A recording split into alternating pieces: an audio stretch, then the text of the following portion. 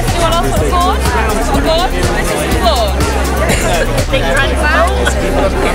You are joking. We're fighting for an £8 minimum wage. We're fighting to ban the exploitation of those 0 hours contracts that are causing such insecurity and misery.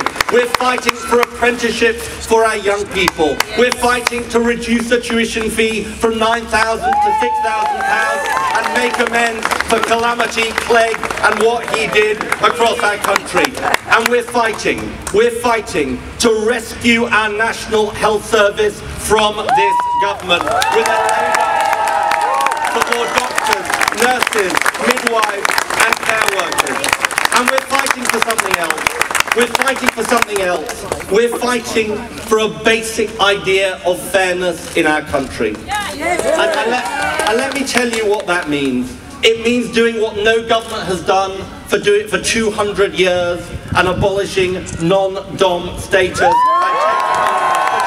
taking and then on the other hand, it means something else.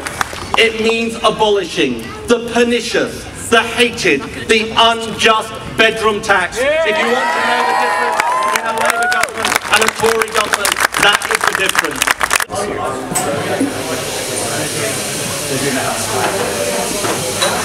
Well, I think it's important for the people of Hornsey to agree, because if they want an MP who will vote to abolish the bedroom tax, vote to put more money into the NHS, vote for a higher minimum wage, and vote to ban the exploitation of 0 hours contracts, they should vote for Catherine West. If they want an MP who will carry on voting for the bedroom tax, and health service going backwards that's being privatised, they can vote for Lynn Featherstone, and that is the choice of this election. So I think it matters to the people of Hornsey to agree who they have as their MPs.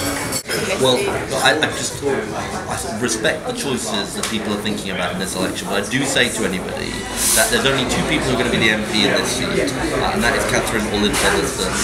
And I really urge people, don't wake up on May the 8th and end up with a Liberal Democrat MC back and a Tory government back and think, if only I'd actually cast my vote to get rid of a Conservative government.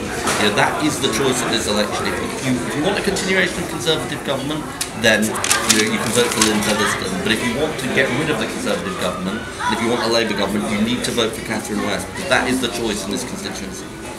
I am confident, but I know that we've got 3 weeks to go, and 3 weeks of lots of people to convince. I think what is incredible about Catherine's campaign, and you saw it out there, I mean, that's one of the biggest crowds I've talked to during this general election, is the enthusiasm that not just Labour is generating, but that Catherine personally is generating. I mean, this is somebody who has worked incredibly hard, who's got an incredible track record of delivering social justice, and I think so many people in this constituency know that she'll do it here as well, and that's why you see those crowds that we saw, that in fact you had for Catherine's campaign launch last Saturday, was it?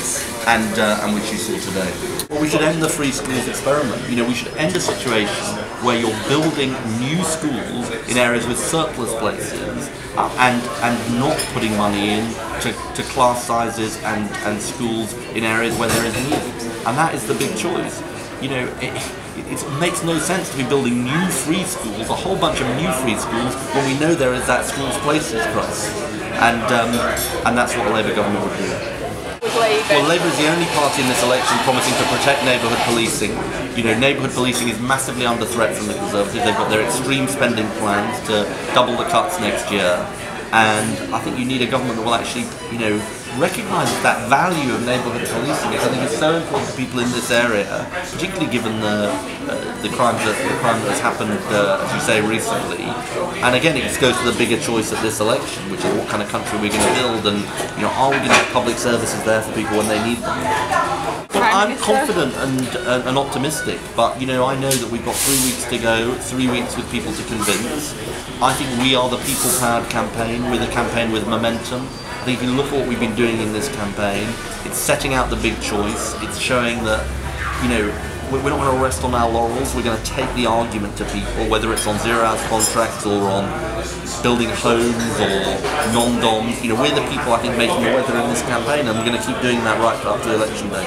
I would say it's good for business, but nobody can get in. So yes, I guess it adds to the profile of the place. But he had a cappuccino. Yeah.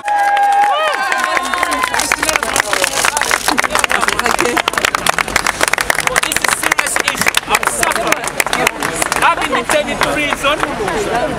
I get out 2014 till now. I don't have nowhere to live. I'm on the tag. What the address they put me temporary accommodation? Few nights I'm sleeping on the stairs to sneak in. Yeah? What's going on in this system?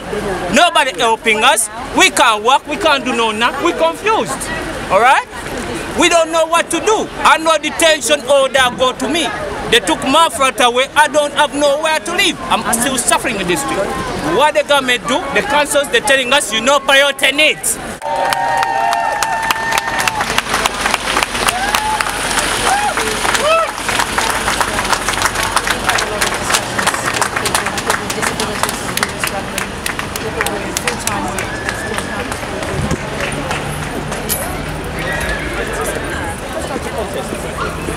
Thank you.